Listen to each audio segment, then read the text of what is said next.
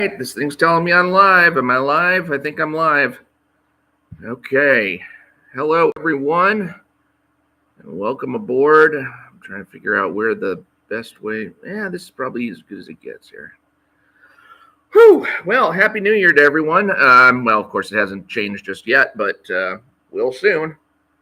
God, 2024. I mean, I can't tell you how many things I was like, I know what I'm going to do this year. And now I guess it's going to be 2024 that I do those things.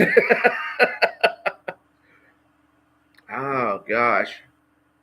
So we don't actually have any Rippaverse material coming in other than Alphacore #1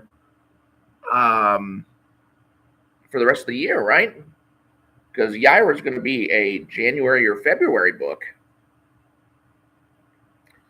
So January or February, and then who knows what's after that. I think it's going to be Gooding after that, and then ISOM #3 after that, maybe, possibly. So Alphacore #1. Let's see. What did I think of Alphacore #1? Well, it's a comic, and I got to say, I actually had, I think I actually had more fun going back through my old Batman comics, not Chuck Dixon comics, but Jim Starlin comics. I was actually reading Batman comics this past week from the era of just after Crisis on Infinite Earths, when they rebooted the DC universe and they straightened out Jason Todd's origin. So that was from Batman #408 on through #429, which was the Death of Robin series. And I went through reading that, and there was part of me that was wanting to turn a critical eye on it. I mean, for the most part, I read the old stuff and just try to enjoy it. There was one scene though, and I'll probably do a video on this just to show how ridiculous even the oldies but goodies can be sometimes. There was a scene in Batman 10 Nights of the Beast, which was a 4-part series running in Batman, where he actually takes a guy who's been floating in sewer water and throws him at another guy who's standing up on a ledge. And I'm just like, no. I'm sorry, but unless Batman was on Venom at the time, and that was, I think, in the years before Venom, unless he was on Venom at the time, there's no way in hell he can make that kind of throw. That just does not happen. And that's part of the problem I had with some of the old DC comics, Marvel comics, is that sometimes you will see things like people doing kinds of punches and kicks, and you think those can't possibly have had the force that's being implied there. And one of those particular scenes was in The Death of Superman, back when Dan Jurgens did a scene where Superman is swinging his arms and punching Doomsday, and at the same time Doomsday is punching, and he's punching through Superman's arms in order to hit him. And I'm like, I don't see how either of their blows could have had even close to what the force implied was. That was just, I mean, it looks good in a way, but it also looks cheesy. Like somebody just, threw all this stuff together and said, oh, let's just hope it works and nobody cares. Let's see. Eric July should have included you in his video showing the Alphacore reviewers. That's from Sonic Man. I don't see how that's possible. I don't see how that would have even been a possibility. I don't think there was a positive clip long enough for him to have extracted any kind of value from me at that point. I don't think. I mean, maybe from the one where I was basically doing a how to over nitpick video, and I was taking all of those 40 different nitpicks and saying, okay, I can't bring myself to care about this, and this.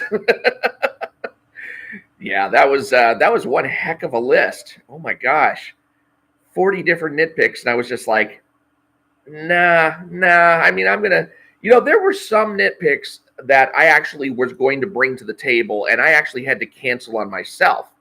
One of them, and I mentioned this in my, I guess it was the Second X Slump video. One of those nitpicks was the fact that they discovered a charred piece of the visitor's log sheet in Cecil's cell next to his body. And I'm thinking, how in the hell did the visitor's log sheet get into Cecil's cell? And then I was looking back through, because I don't, you don't get a layout of the prison. You don't get a layout of the prison. So what I had to do was look at this one particular page where Galvin is asking for a cigarette from one of the prison guards, and at the end of the hall, it's like right next to Galvin's cell. And I thought, oh, okay. So if Galvin like shocked the prison guards and then took a quick right, and if the visitor's log was there at the end of the hall, he could have picked that up, burned up some of it, and then gone over to Cecil's cell. And that's how the visitor's log could have gotten over to there. So I was like, oh gosh, as much as I would like to give Chuck Dixon a little bit of crap for this one, it may actually work. And so I had to cut it out from the video. Rippaverse Goalpost says, prediction for Yaira? Well, let's see. Alphacore is going to do 1.2 million, and kudos to Ethan Van Sciver for predicting that one. I think Yaira, well, I had originally said that Yaira was going to do maybe 1.5 million, but she is one of the more popular Rippaverse characters, and there might be, a girl power surge as far as that goes. I myself am kind of hopeful for it on account of the Saska sisters writing. I mean, there's just, I wasn't like completely spellbound by no restraints. What was it? No restraints play. But at the same time, they also did a Secret Wars Battle World something or other for Marvel, where they did a scene for the Night Nurse. And in both of those, there was enough potential there. There was enough to say, maybe these stories ain't it, but they're definitely capable of producing stories that are it.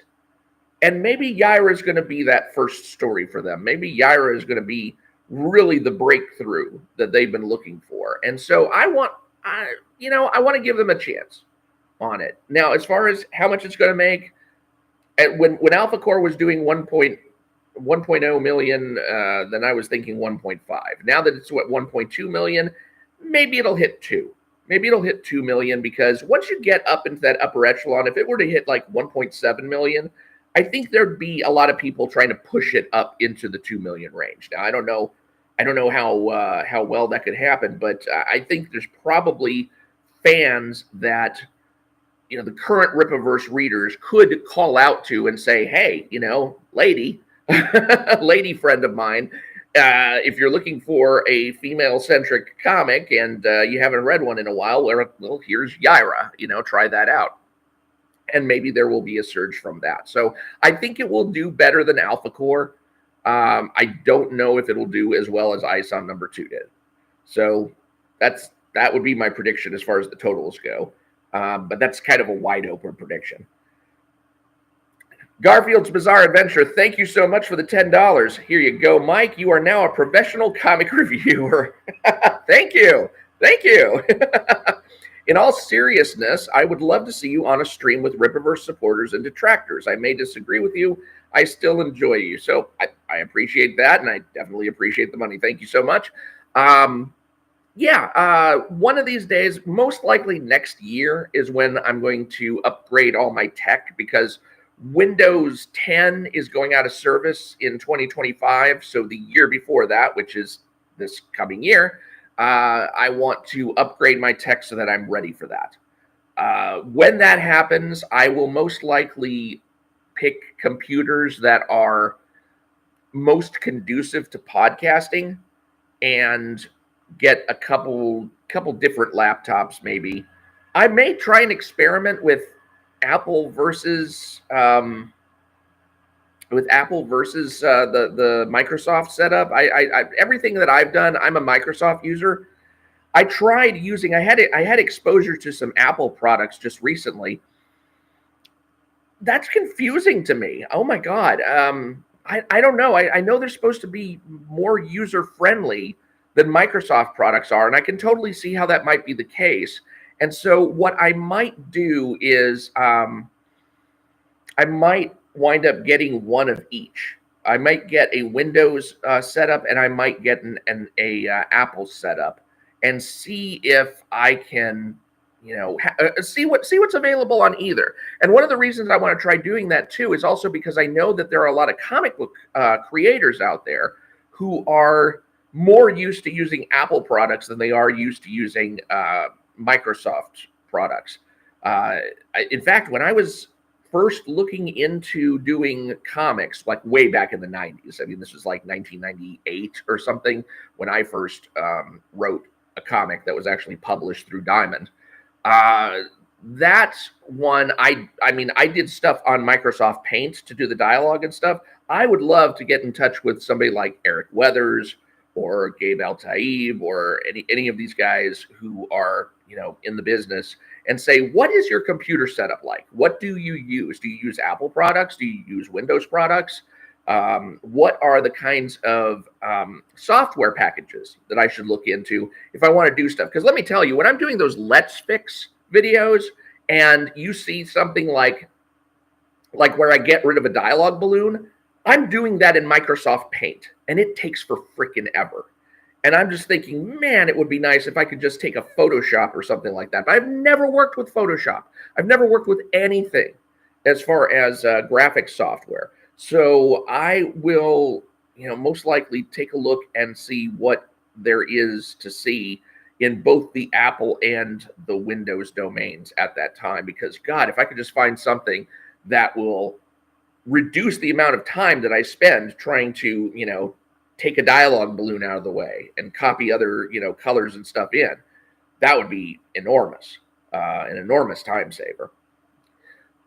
Let's see, Sonic Man says, Yaira #1 will make more money than Alphacore #1. I think that's guaranteed. I do. I think that's guaranteed because everybody wanted Yaira. I mean, Yaira was the person who, I mean, people were dressing up as Yaira before we even had ISOM #1. I mean, people just liked the look of her. People just liked the fact that she was, and especially when ISOM #1 actually came out and she made such a badass display of herself. It's like, yeah, let's see this. And then when ISOM #2 came out and we found out that she actually has a secret identity, it's like, oh, damn. I was thinking she was going to be more in the Wonder Woman model where, oh, that secret identity stuff is so passe. But if she actually has one, oh, that'd be nice. That'd be sweet. Now the question becomes, like, is she just an accept? Is she just, a regular person who's got powers and, maybe Sally's her actual name? And I think that was her name in ISOM #2. I've kind of forgotten a lot of stuff at this point. But yeah, I'm looking forward to seeing at least what gets done with that. We'll see what the Sosker sisters can pull off, and we'll see what Deborah Kerta can pull off. I know I was critical of Deborah's art style, but I mean that's early stuff. I mean, I have no idea what she draws like today because there's so few examples that I could find of her actual comics art. I mean, she did a couple of things for Dark Horse, and I saw those, and I was like, I don't know, but maybe things have changed.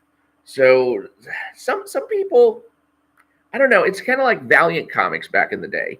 There were a lot of people in Valiant Comics who drew roughly the same way, like, Bob Layton and David Latham and, oh gosh, Paul Ryan, I think was one of them. There was like a Valiant House style at the time. And yet, when you looked at the different kinds of art and what they brought to the picture, there were certain qualities that you could tell were present in some people's art versus not. And so when I was looking at Deborah Kerta's work, I was looking at it and thinking, does her work have that spark? And I don't know. I didn't see it, but maybe I'll see it. Yeah, there's always chance for improvement. Sometimes I've seen artists just completely revamp their style. Like if you remember anything from the 1980s, 1990s, well, I think it was the 1980s, with Firestorm. There was actually an artist where, from one issue to the other, he actually went under another name, and he drew in an entirely different style that was just so different for the book. And people were like guessing, who is this new artist on the scene? It was the same artist on the book. I think it was JG. Was it JG Jones who was the artist on Firestorm? I'd have to look at that, but it was the one where Firestorm was fighting the Russian guy, and then he wound up combining with the Russian guy. This was when Martin Stein had a brain tumor, and it was going to kill him, and so he wound up joining in a new Firestorm Matrix with the Russian guy, and Martin Stein wound up getting ejected from the Matrix. So those were some heady days. I tell you what, I think John Ostrander was the one writing at the time. I want to say it was him. I know it was him, at least as far as 85 on goes, because that was when he was in his fire elemental mode. That was when they were saying that Firestorm was actually the fire elemental of Earth, and that the whole Ronnie Raymond, Martin Stein thing was never supposed to happen. That was kind of weird. I wound up not liking that as much as I thought I had. It didn't hold up well in the succeeding years. Firestorm was one of my absolute favorite titles, and then when I went back to go read it, I think there's only like a handful of issues now that I still have. And I did try reading the reboot that happened around Identity Crisis when Ronnie Raymond blew up, and then his Firestorm Matrix got passed to Jason Rush, I think it was, and I liked that for about 3 issues, and then Chris Cross got, on and off as far as the artwork goes, and I was just kind of done. I did stay on it longer than I thought I would. I stayed on that for about 25 issues or so, and but then Infinite Crisis hit, and then there was all sorts of other stuff going on at the time. Well, actually, I did stay through 1 year later, also, didn't I? Because that was where Ronnie Raymond and Lorraine Riley were the new Firestorm. And that lasted until I think the series ended, and they wound up doing the new 52, I think, after that. My memory's a little bit hazy, but Firestorm was definitely one of my favorite characters, one of my favorite titles. I don't think it held up as well over time. But God, go back and look at some of that Pat Broderick artwork. It's so sweet. Rippaverse Goalpost says, Eric said 6 books planned for 2024. I remember you said that you would likely be done reviewing Rippaverse books if ISOM number 3 does not improve from ISOM 2. Do you still hold that stance? I want to stick around for Norfolka. Norfolka that was the first book that was teased. And then, of course, all the consumer demand came out and said, well, we want Alphacore, we want Yaira. And it's like, okay, well, that's going to derail Norfolka. And it's especially the fact that Eric is more likely than not going to be the one who's writing Norfolka. I can't imagine anybody but him writing Norfolka, because he's the one who can bring up the experience of being in a band, and also, his comic book work already. It would be almost a cheat if Norfolka were not written by him. So I assume that it's going to be ISOM 1, ISOM 2, ISOM 3, and then Norfolka 1 will be in there. Whether he does an arc of Norfolka, that just depends on what he has in mind. As far as ISOM adventures after that, he may hand over ISOM to be written by somebody else after that. I could totally see him having, maybe an ISOM holiday special or something like that, where it's not necessarily the ISOM number 1, 2, 3, 4 or something. Or maybe that's something that he doesn't want to do with the company. That'd be interesting to find out. Is he going to do things like, an ISOM annual? Well, the books themselves are like an annual. To do a special, the books themselves are like a special. So is it just going to be just standard numbered comics? Or may there actually be, whether they're crossovers or whether they're uh, standalone issues of something that's written by somebody else as kind of a fill-in. Maybe we'll just have to see on that. Rippaverse Goalpost says Larry Shungite. Oh God, I kid you not. I actually have an idea for something like that. I'm not kidding. Run the Point Knight is joining a little late, saying I should be caught up in about 7 minutes. You take your time. We're going to be here for a little bit. Yeah, the Larry Shungite. I mean, I cannot imagine that we're not going to see a title that doesn't involve him in some way. And it just it amused me to no end to find out about those metal properties that people use those in healing crystals and stuff like that. I mean, that's just like, seriously. But hey, maybe that means that Larry Shungite's got regenerative healing powers. So I would be interested to see something like that. One of the things that I found was a little disappointing about Alphacore #1 was that we didn't get to learn anything about Michael Copper and Lillian Renashi as far as their powers goes. I mean, the only thing that we saw is they're just little they've got these little electrical looking arcs going. Michael's eyes glow, her fingers spark stuff, and it doesn't look like they do much anything else. Although when you look at the covers of Alphacore #1, you see that one cover that's got Ingrid versus Lillian, and it's like, okay, well, apparently she's some kind of energy powerhouse, but who knows in what way. I almost wonder if that's not an over exaggeration of what it is that she can do, considering that there's just, I mean, granted, they didn't get into a conflict with Alphacore that was like direct head on, but just the fact that I think that would have actually been pretty awesome if that had been toward the ending of Alphacore. If they had thrown on another 12 pages or so where it actually showed them trying to arrest Michael and Lillian and seeing what Michael and Lillian can do at that point. Because right now, all they can do is just, create havoc and kind of screw up along the way. Let's see. Rippaverse Goalpost says, I want to see more of Lincoln Eusebio and Projexus. Yeah, he's not really that interesting of a character to me. I kind of suspect he's like a cyborg or something because of that scene where he goes through the metal detector and he sets it off, and then it's like, boss, I didn't know you were carrying a gun. He said, a gun? So I just kind of assume he's got some sort of cybernetics or something going on. Although it reminds me of the scene from Ultimate X-Men #2 by Mark Millar. I'm sorry, Mark Miller. I'm going to get his name wrong for a long time. I've said it in my head too many times as Mark Millar when it's just Mark Miller. And in Ultimate X-Men #2, he writes this scene where Wolverine goes through a metal detector, and one of the mutants says, well, how did you do that? Don't you have an adamantium skeleton? He's like, I'm the best there is at what I do. Garfield's Bizarre Adventure. If the Rippaverse makes a Matt Petgrave comic book, I'm sure you'd give it a high score. God, that video. I had no idea that video was going to take off the way that it did. But what was really funny is how many people actually commented, yeah, that's what I saw too. And I'm like, really? Because I've got like 90% of the people telling me that I need new glasses. I've got 90% of the people saying, you're a moron. You've never skated. You've never played hockey. You've never done anything else. If you had any kind of experience with a skating rink, you would know that none of what you've said is possible.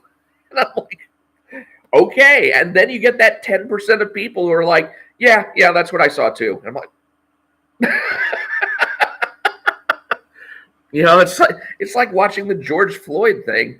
I mean, there's a lot of people who are confused about the nuance on George Floyd too. I mean, there's people who are saying, oh, did you see the toxicology report with the fentanyl in his system? And there's two problems with that, with taking that approach. One problem is, if I take poison and I'm dying of poison and I'm going to die in 5 minutes no matter what, and you come up to me and shoot me in the head, you killed me. You know? I'm sorry. The fact that I have poison in my system that's going to cause me to die in 5 minutes anyway. If you shoot me, you're the one who killed me. So there's that kind of idea going on in the looking at the George Floyd incident. But the other thing also is that all of the charges that Derek Chauvin, I think that's actually the way you're supposed to pronounce his name, all of the charges that Derek Chauvin got convicted of don't require you to have actually actively tried to murder the guy. And so whether they actively murdered him or not is immaterial to whether or not they got charged with murder, because I think the third-degree murder charge just basically means that you behaved towards that person in a way that was reckless and careless, and therefore, you could have his life could have been preserved if you'd been more careful. And that's what the first two charges that Derek Chauvin and the other two cops got convicted on. That's those two were justified in that sense. Now, the second-degree unintentional murder, you actually had to have been in the process of intentionally trying to commit grave bodily harm against the person, and that's the one where I think the jury just caved in and said, okay, we convicted it on two. There's probably going to be a riot if we don't convict him on the last one also. He's already going away for 15 years. Why not just do it for 25 years? So I think there's a strong probability that the jury just caved on that. But again, I did not see all of the evidence that they were presented with. There may have been something that showed them that he actually had some sort of ill intention toward George Floyd, and in that case, then I'd be wrong on that. So I couldn't. I wasn't about to bring myself to watch the whole Derek Chauvin trial, especially after I'd watched the whole Amber Heard Johnny Depp testimony. I mean, I watched practically all of that, and that was just brutal. I don't know why I needed to know just how much of a psycho hosebeast Amber Heard was, or how much of a psycho Johnny Depp is. I mean, Johnny Depp's no angel. I mean, a lot of people are like, oh, he's such an innocent victim, and I'm like, no, he's not. He was abusive by probably any other state but Virginia's definition of abusive. So it was a matter of being tried in the right state with the right laws.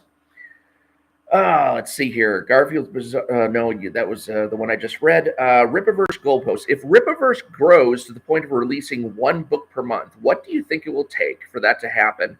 And where do you see Rippaverse in 5 years?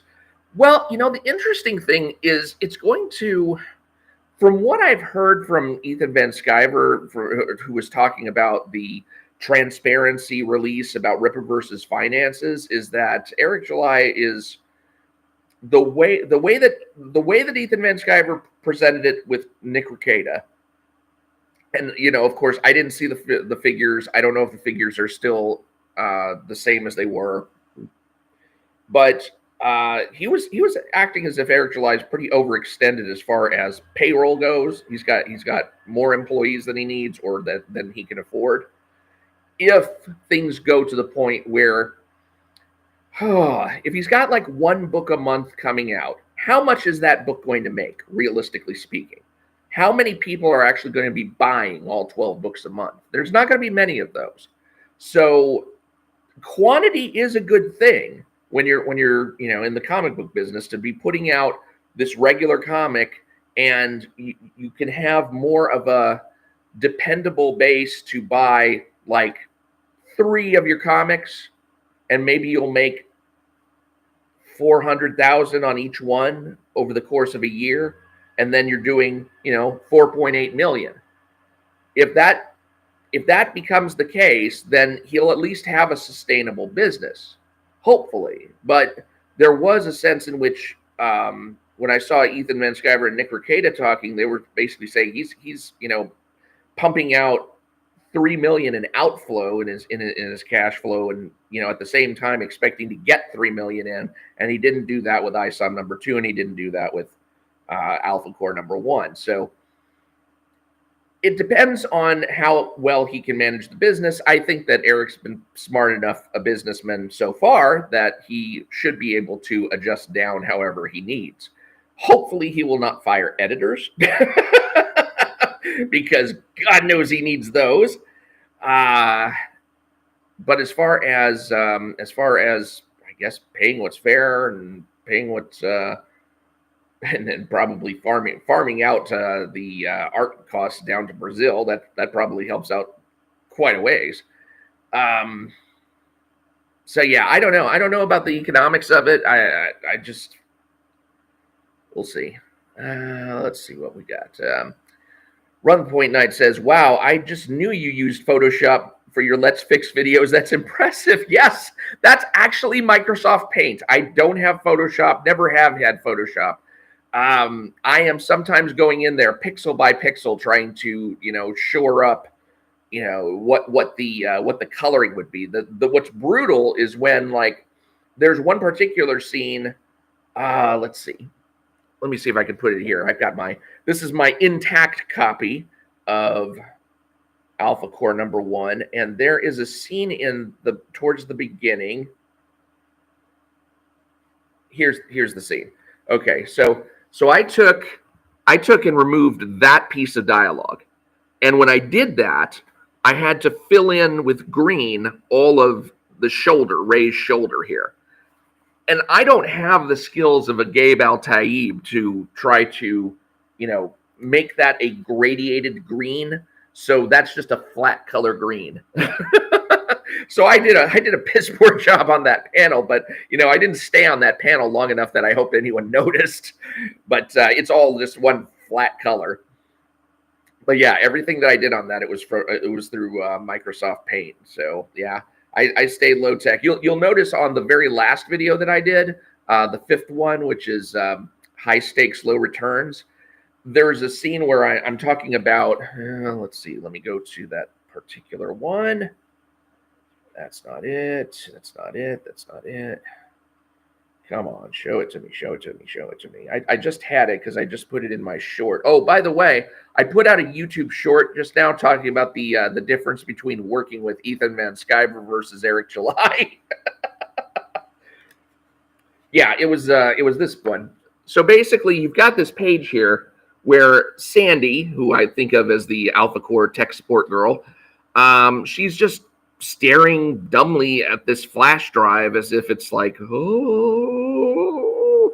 and there's no dialogue here. So I thought, well, why didn't they just take this dialogue balloon and they could move it to here and then just point the dialogue arrow to her mouth over here, and you could just have it, straddling these two panels so that it's not just completely crowding out the art in this scene.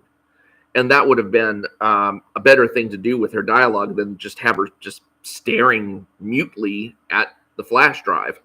And when I saw that I would have to be like drawing legs for Brian Solari, I was just like, I think I'm going to skip that. So I just have a yellow outline here and an arrow pointing to where I think the dialogue balloon ought to be, and then a dialogue pointer going towards her mouth.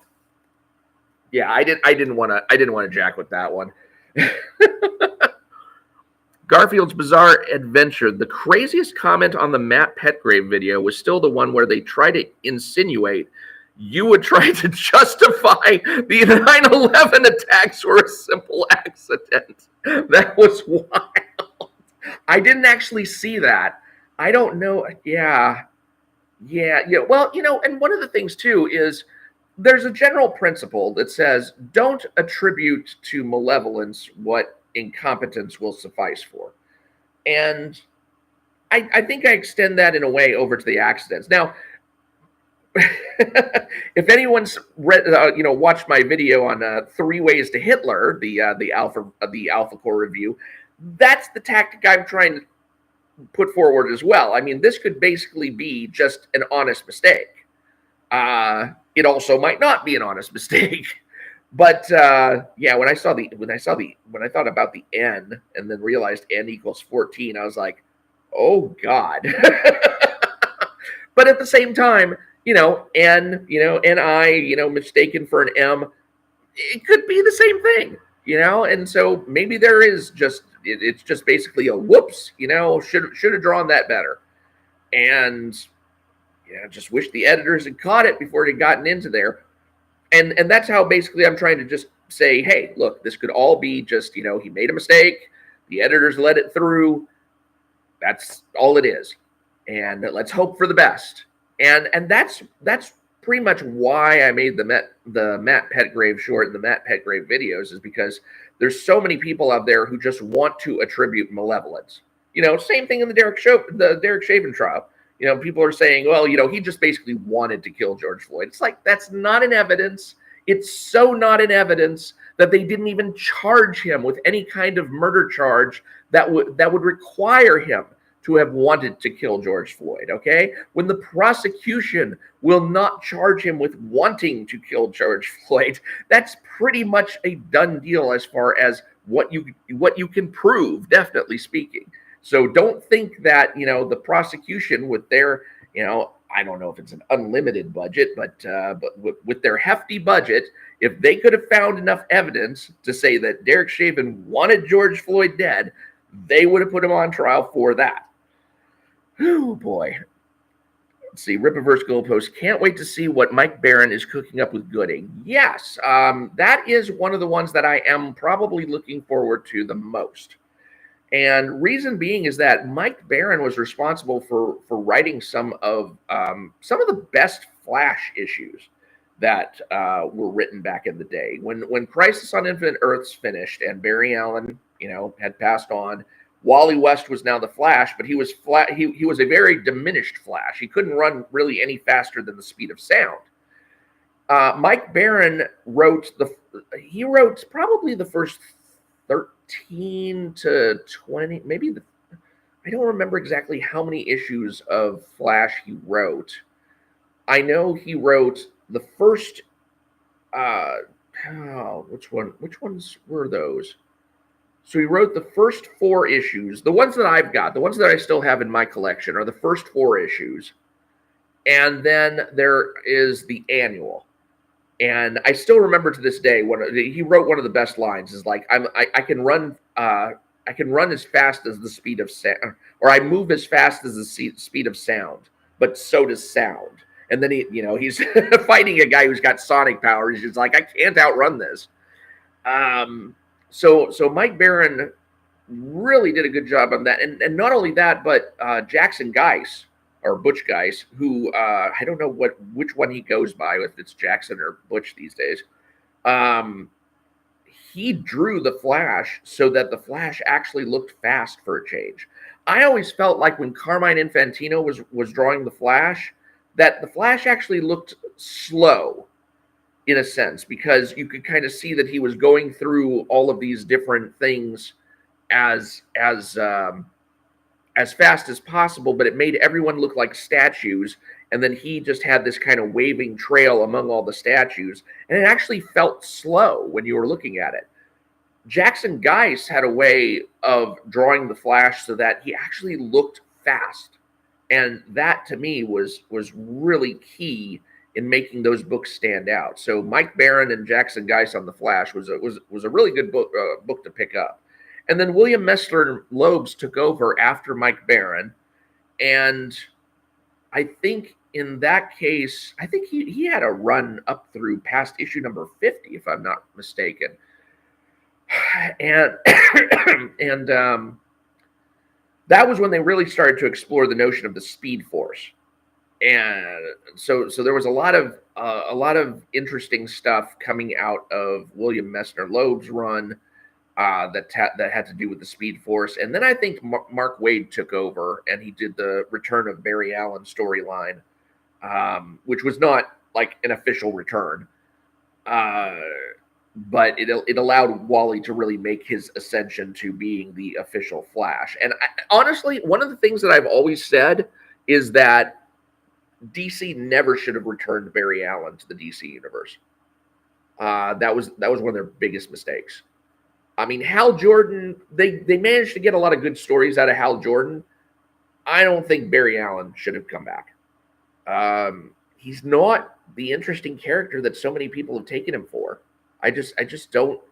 I'm actually looking at the I don't know who's writing the Flash now. There's a new Flash series, and it's focused around Wally West.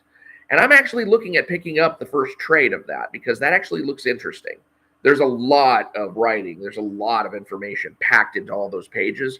I'm just like, oh dang, I don't think I can resist this, because this takes me back to the Jeff Johns days of writing Wally West.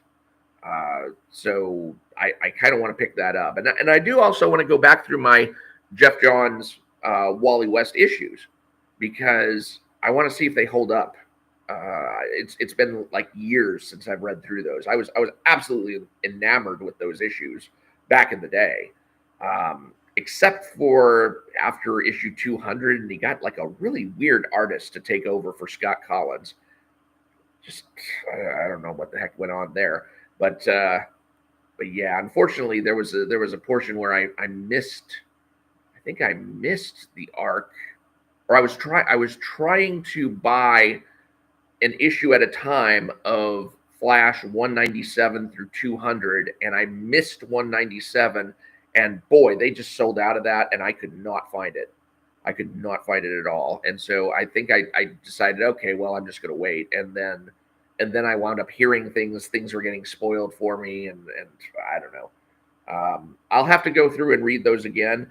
You know, some of Jeff Johns' work holds up well, some of it doesn't. I went back through Jeff Johns' JSA series, and honestly, the only arc that I really liked out of the JSA series still was #1, the Black Adam centric arc. I don't remember what that was called, but it was where Black Adam himself put together a team of superheroes to protect Kahndaq, the country that he reigns over. And so I liked that segment of it. And then there was, oh goodness, there was it was the one leading up to Gog and Magog. That run, that was a good run as well. And I think those were the 2 runs of JSA that I kept, but I didn't keep the rest of it. And so so yeah, I'm going to have to go back through my Flash issues and see what it is I'm going to keep. I don't really like anything that Jeff Johns is doing right now. I mean, I don't care for Geiger. I don't care for Junkyard Joe. I don't care for this Ghost Machine stuff that he's going on. It's like, what are you doing? They're not. It's not emotionally connecting. I mean, there's kind of moments when you realize that Junkyard Joe has Vietnam PTSD. I mean, that was kind of like, oh my God, a robot with PTSD. Like, who would have thought on that? But Geiger, I didn't see anything meritorious in that series, and I don't know what else he's got going on these days. He has been doing that other run on, what is it? Justice Society, and also what was it? Stargirl and the Lost Children. Stargirl and the Lost Children was a little bit interesting. I like the fact that he's bringing the Golden Age Aquaman into things. I mean, how many people even knew there was a Golden Age Aquaman distinct from the Aquaman that we know now? That's just kind of amazing. Let's see here. Run the Point Night says, I used MS Paint to make thumbnails for my other YouTube channel. It's very time consuming. Yes, it is. Yeah, I can't tell you how many times I went back on that second act slump video. That one took a long time to do, mainly because there was so much work that I didn't want to do for it.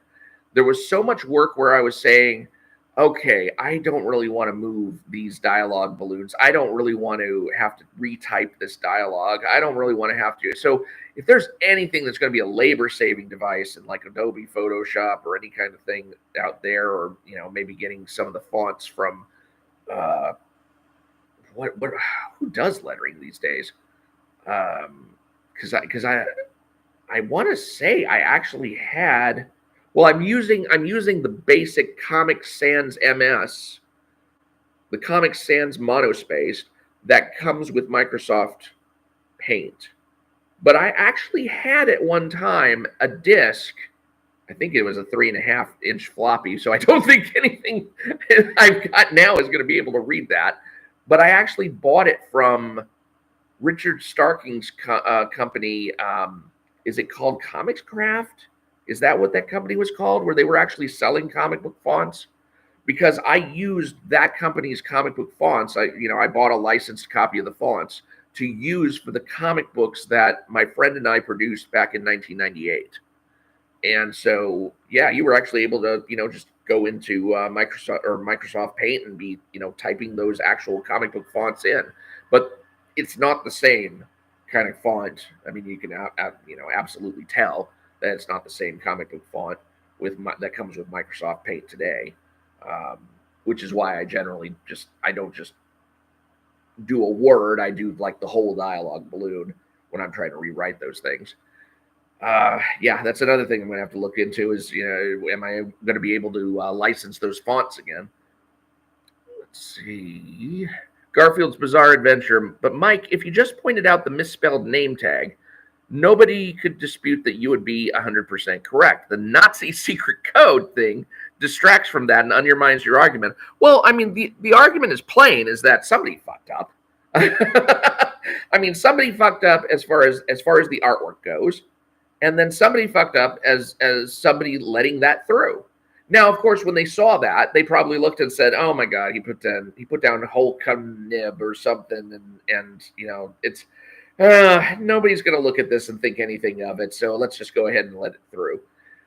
So it could be an honest mistake, and it could be one that the editors looked at and said, we're not going to go back and get, here's the thing that really confuses me. One of the things that Chuck Dixon wrote at the back of Alphacore #1, he's got this thing where he's got a thanks to Eric July message written here. He says, Eric pays as soon as he approves the work. And I wonder, and maybe Ethan Van Sciver can pitch in and say how this works in the business, but is that how it works in the comic book industry, generally speaking? I mean, now I know there's a lot of late payments that go on in the comic book industry, but just in terms of how you do a contract, because I remember one time I paid for a commission to be done. And one of the things that I made a mistake about was I should have asked the artist, can you make sure you show it to me before you send it to me? Because, that way I could just look it over and see if there's anything that, is not right. Because when I actually got the result of the commission that I paid for, there was an obvious mistake about how one of the characters was drawn. Now, I don't know whether the artist purposely did that, because when I went back and I looked at his other commission work, I could always find like some mistake in each of his characters, almost as if he was doing it on purpose, just to make sure that nobody was going to come after him and, sue him for copyright infringement or something. But I would have, preferred that the character he had drawn looked right in every way. And so he says that, no, it was just an accident. And maybe it was because, he mixed up two characters that I had sent him a comic reference for. But when you get stuff from the artist or when you get stuff from the writer, do you just sign it? This is good and that's it, and you're done from that, and the writer is done from that point? Or can you go back to the writer at some point and say, hey, the dialogue in here, it's actually, we have some problems with it. Can you write something different from this scene? Or do you just leave that to the editors to do that? Same thing with artists. Do you have artists who are there to just basically do touch-ups on the work of the artists who have submitted the original work? Like, so when Joe Bennett, he turns in the pencils and, somebody looks at the pencils and says, well, these pencils look good to me. And they totally miss the Hulkanim thing. And then they pay Joe Bennett. Do they pay him like the whole amount and then he's like off to the next page? I mean, how exactly does that work? I'd love to know how that works, because I would think to myself, if you need to have these artists on speed dial so you could say, hey, we just discovered that something's not right here. Can you touch up what you did in this particular page because you misspelled something? Then wouldn't you want to hold back a little bit of the money just to say, even if it was like a 90-10 split, to say, okay, you get the remaining 10% when we've got what we consider a page good enough to print? I don't know. I don't know exactly how that works. But yeah, I mean, somebody screwed up as far as turning in the artwork. Somebody screwed up as far as reviewing the artwork. And then, nobody caught it until it was actually in the book. That's really the only argument that I'm making, and the problem is that the reason I bring up the possible white supremacist connotations, and if anybody's confused about what I'm talking about, please look at my Alphacore #1 video on 3 ways to Hitler. Nobody, maybe nobody there would have recognized the white supremacist connotation of that particular mistake. And yeah, I mean, absolutely, I could certainly be reading into it, but the fact that it's just there and it's so like coincidental, I'm just like, really? I don't want to. I don't. I try. I hope I'm making it clear enough that I'm not accusing him of making that mistake on purpose, so much as flaming the editors for not catching that mistake, even though they didn't know where that particular mistake could lead. Because there are some people who are going to say, well, if something like that were to get through again, I wouldn't deal with it either. It's like, no, you should deal with it. And here's why. There's a fundamental difference between letting through something that you actually did want to get through and letting through something that you would not want to get through. And that's really the main point. The point is, if you let mistakes through in the book and you just say, well, that's no big deal, you have no idea how somebody is going to potentially spin that particular thing. And like I was showing from the ADL website, from the Anti-Defamation League website, these are not just casual connections in my own mind that I'm making. These are connections that other people have explicitly made. Now, as far as using the letter N as code for 14, haven't necessarily seen that, but doesn't mean it can't be done. And that's the kind of thing you got to watch for, especially with somebody who was fired from another company for something almost exactly like that. So be on the lookout is basically what I'm saying. Trust but verify. Rippaverse Goalpost, you were frustrating with how Gooding's laboratory was introduced and said his wealth made him boring and unoriginal. And yeah, that is true. I'm still looking forward to what Mike Barron could do with him, though. That's the thing, is like, when you put him in the hands of a decent creator, you could get something good out of that. As things were in ISOM #2, I was like, yeah, way to ruin that character, like right off the bat. Because to me, the appeal of Gooding was the idea that, hey, he's using tech that actually seems realistic, at least in that first scene, when he's just using drones and he's using the dog and he's using just, his fireproof suit. That stuff looked like stuff that you could actually make, And so if he was like a low-rent Tony Stark, then he would be a more interesting character than if he were somebody who had, technological marvels at his disposal. But the moment you break out the robots, the flying robots, and with the AI, and I'm thinking, okay, Ultron, yeah, at that point it's like I'm not really that interested in this character anymore, except for the fact that Mike Barron is writing him. Because Mike Barron has the potential to take him in a way that seems interesting and will hopefully cover backstory the way that Alphacore #1 did not cover backstory, which was really frustrating to me. I mean, I really got upset over the fact that there was more backstory covered on the back cover of Alphacore #1 than there was explored in the book. I mean, when are we actually going to learn about the timeline of the Rippaverse in terms of the Great War of Separation? When are we actually going to learn more about, who's fighting who and when, and when was the last time Yaira was in Florispark? Was it a year ago? Was it 2 years ago? Who knows? What was Brian Solari doing for those 15 years since the Great War of Separation? I mean, was he in the military all that time and he only just recently retired from the military? And then, of course, you got the big station up on the sky that's headed by people who are in military uniforms, but it's a police station. Like, what? I don't know. There's so many questions that were raised as opposed to answered by Alphacore #1 that it just becomes frustrating to try and keep track of it all. And to the point where it's like, I don't know if I care anymore whether I get answers to my questions. That's the danger there. If you don't string out some answers along with your questions, and say, here, I am thinking about this stuff. I don't see how keeping the cards that close to the vest is going to be such a boon going forward. I think that's a tactic that's going to hurt more than help in the future. Garfield's Bizarre Adventure says, I understand where you're coming from, Mike, but people have accused Donald Trump of using secret Nazi sign language for using the OK hand gesture during his speeches. It's silly. It's like, yeah, but part of the thing, though, is when did he ever have a history in the past of doing anything like that? The one thing here, it's kind of like this. What was that guy's name? What was his name? I don't remember.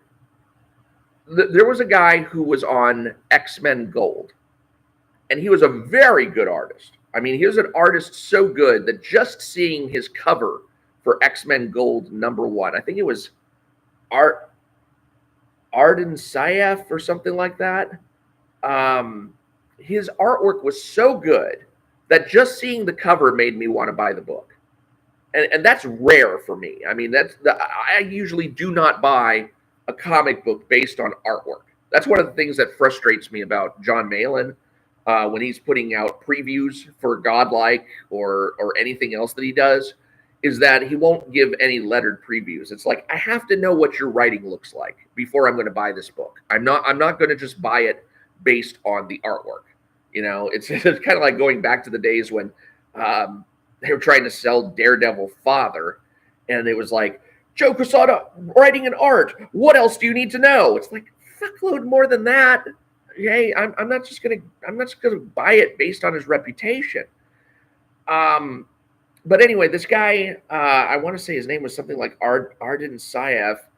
He put coded messages for Muslim extremist literature or Muslim extremist signs in the X-Men comic. And he got booted from the comic for that, and he apologized for it. And, just basically went off into obscurity, I guess. Either that or he's working for other companies now. And so if you were to bring that person into your company, and I've actually suggested that to Eric July, saying, hey, that guy was a really good artist. If you could just basically bring him back and tell him, okay, don't try and pull any shit, but, here, we're willing to give you another chance, I would say bring him in, because, I'm big on the second chance thing. And so when Joe Bennett got hired on, for who was in roughly the same condition, I was like, cool, second chance. But you also got to watch, because this is a person who, whether that history is deserved or not, has the history. So it's not just, if it wasn't that it was part of a pattern, and I don't know if you went back and looked at the cartoon that he had drawn around the same time as his Immortal Hulk episode, where he's got the political opponents of Jair Bolsonaro scurrying away like rats, and with rat-faced features. I mean, it was really kind of a 1-2 punch coming out around that same time that got him the reputation. And, maybe it was all a mistake. But still, if I were his editor, I would be on watch. And I would just basically say, look, I'm looking for this kind of stuff. If there's any, and maybe too, it's also because unfortunately, since I got kicked off of Twitter and I'm on Gab, I get a lot more exposure to white supremacists and their, nomenclatures and stuff than I would like to get. So I wound up finding out more about, neo-Nazis than I really wanted to, but, it is what it is. I mean, I got to have some place to have a social media hangout. I was thinking about getting on Truth Social, but that one just, I don't know. It sounds like it would be an echo chamber of some sort, and I don't even know who's there. I did try Parler for a little bit, and Parler was just, their desktop interface was ass. I don't know about their their phone interface, but I never tried that because I didn't want to put it on my phone. I didn't have room for it on my phone. My phone at the time was like so cramped. It was a Galaxy S4 that I had. I had that thing for like 10 years. And then finally, the carrier, the online carrier I was using is basically like, we're not going to support this phone anymore. Sorry, we'll send you a shitty free phone. And I was like, oh, that's not going to work either. So I had to go out and buy one like real quick. Let's see here. Garfield's Bizarre Adventure. Patience, Mike. It's been 26 years and we still don't know what the One Piece is. Holy shit. Oh God, that don't give me any like One Piece spoilers or anything like that. I was actually thinking of getting into that. But I didn't realize at the time when I was watching Attack on Titan just recently, I didn't know that they didn't have the English dubbed versions of the last couple of episodes. And moreover, I started reading Berserk, and because Berserk was a comic that had been recommended to me like 10 years ago. So I thought, surely it's done by now. And no, it's not. And what's worse, the primary writer died, and every episode that's come out since he died has kind of been shit. I'm like, what? Why did I ever start this thing? There's another manga series that have frustrated me in the same way. It was one called The Drops of God. And I swear, if you want to know what anime is capable of, you should really read that. Because whoever is writing that studied so much about winemaking and is able to tell you so much about the different aspects of winemaking, different countries where wine is made, what the different components of wine is, what the different components of the wine experience is, just the skill with which a sommelier would have to pour wine. I read that entire series, and that freaking series doesn't actually end. It actually goes and spins off into another series that deals with combining food with wine. I'm like, I want to be able to read something and be done with it.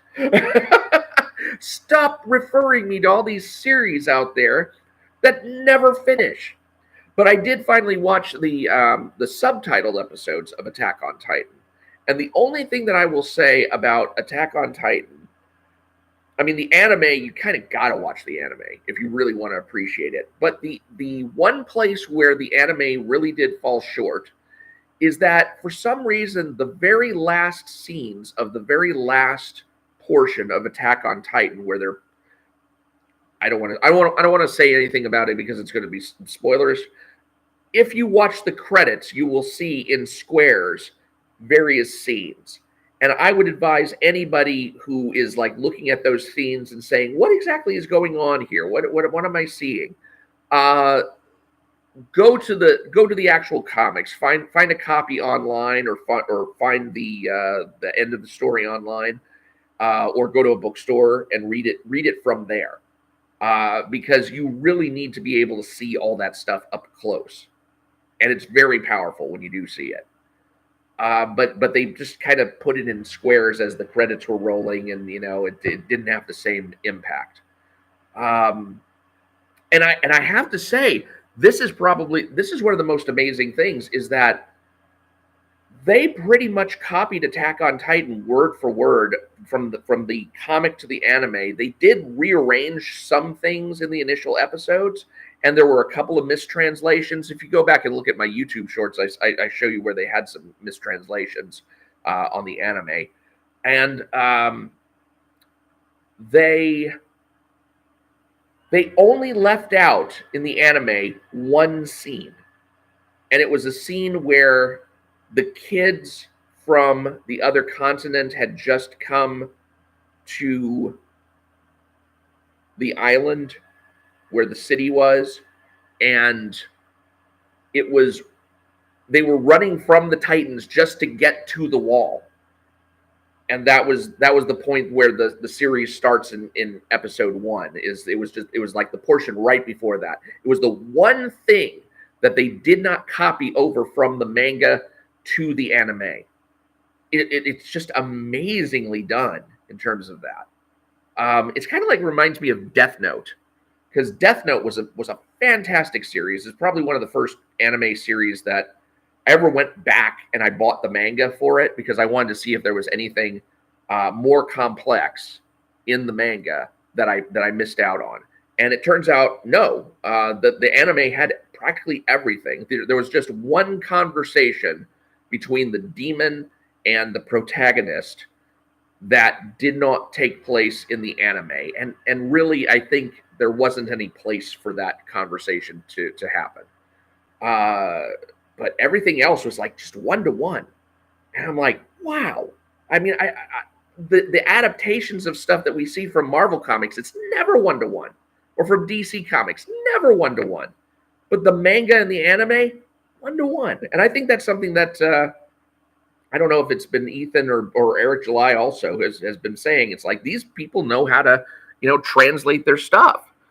But what was the series Full Metal Alchemist, where the anime actually outpaced the original manga, and so they had to like create Full Metal Alchemist Brotherhood to follow the manga after they'd already gone and done their own thing with Full Metal Alchemist. And what they did with Full Metal Alchemist was excellent.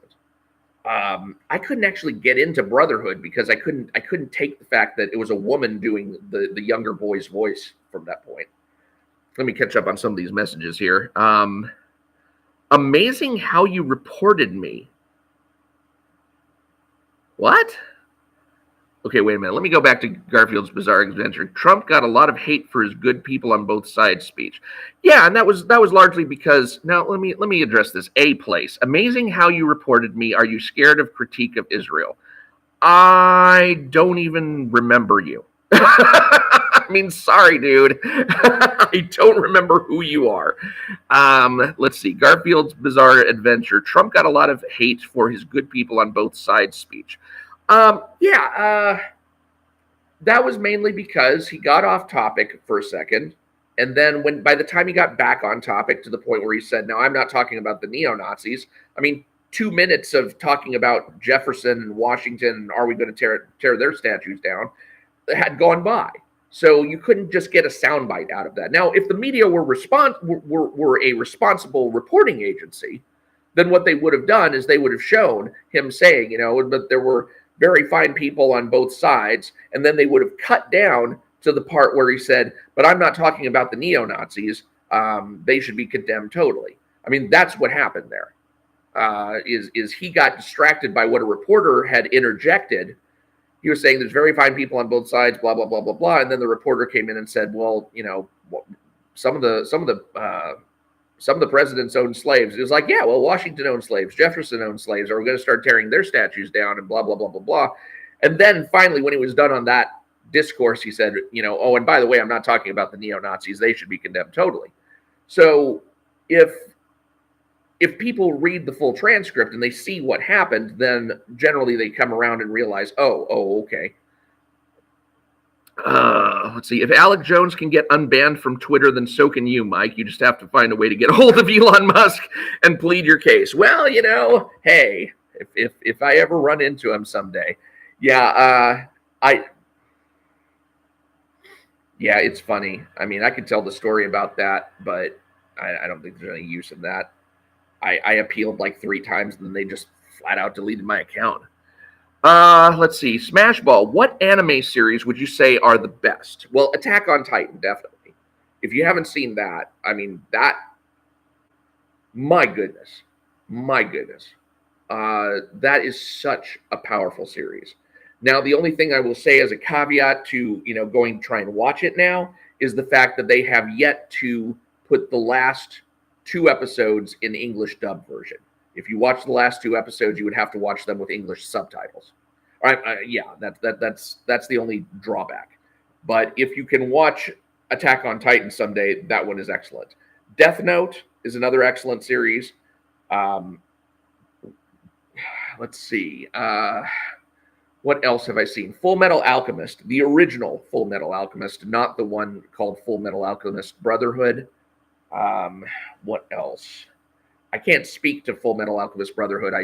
I tried to watch it, or well, I think I tried to watch it, but I was turned off by the voices. Uh, Probably the most an original anime that was made. There's one called Kill la Kill, and that was Kill la Kill was that one is so freaking chock full of sexual innuendo that it's crazy. It's crazy. It's definitely a more adult themed show, but it's really good as I remember it. Um, there is, of course, My Hero Academia. That is one where if you watch the first 3 episodes of My Hero Academia, you will tell whether or not you fall in love with the show or not. All you need is 3 episodes of that to really tell. Okay, anything else on the anime side? Nah, not really. I am watching Dr. Stone. That's one that I'm in the middle of watching. I didn't get a chance to finish watching it when it was on Adult Swim because I had to cut my cable subscription. I was done with cable, so that was one. That's probably all I'm going to recommend for now. If I remember any, then I'll let you know. Oh, let's see. Angels of the Renaissance. Hello, Mike. I want to wish you a happy new year. And I draw manga myself. Well, happy new year to you too. Smashball. Anime usually try to do one-to-one adaptation. Comic adaptations can be almost like Russian roulette. Yes, they can. Garfield's Bizarre Adventure. Game of Thrones fell apart after they ran out of material to adapt. 100% true. In fact, you can even tell when that took place. And I was reading. It was very frustrating for me to follow the books at the same time that I was following the series because I read Game of Thrones years ago. It had been recommended to me by a friend of mine, and I bought and read the first 3 books, and I bought the 4th book, but I did not read it. So I had the first 4 books, and then of course they came out with the 5th book later, and so I went ahead and I got the 5th book. But I never read it. And so when I was watching Game of Thrones, what I would do is I would go up through the end of an episode, and then I would go back to the books, and I would start reading the books. And that worked up until the end of the season where Tyrion is on trial, and you see the outcome of the trial. And that's the part at which the book diverges from the series in one way. When George R.R. Martin was writing his 4th book, he realized that he could not separate the material in Game of Thrones from the 4th book to the 5th book in any coherent way other than to make the 4th book entirely about Westeros.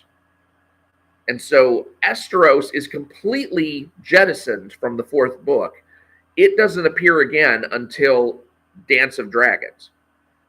And so you just miss out on Daenerys' storyline, and everything happens in the 4th book. Now, I didn't know that when I was watching Game of Thrones and trying to sync up with the 4th and 5th books afterwards. And, if somebody told me up front, hey, you're going to have to read 4 and 5 kind of in parallel as you go back in the episodes, then you will finally get to the point where Daenerys and her army are going to cross the sea into into Westeros from Esteros, and that is when they run out of material.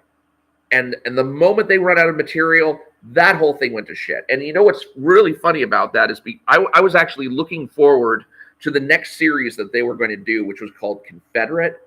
And I was like, well, if the guys, from Game of Thrones are going to do this alternate history Earth where the Confederates won the Civil War, and now you've got the still lingering tensions between the Union and the Confederacy and all that kind of stuff, they're going to do a bang up job on that.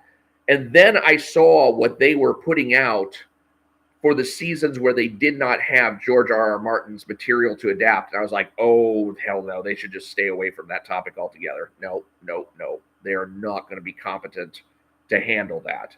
They are not. No. Just don't even. So, yeah, I absolutely agree. I mean, oh my God, they had like an epic quest for their next for the next season. They actually put together a fellowship from all the different bands and sent them out beyond the wall to go capture one of the zombie things beyond the wall. I'm like, seriously, you're doing like a Lord of the Rings crap quest now.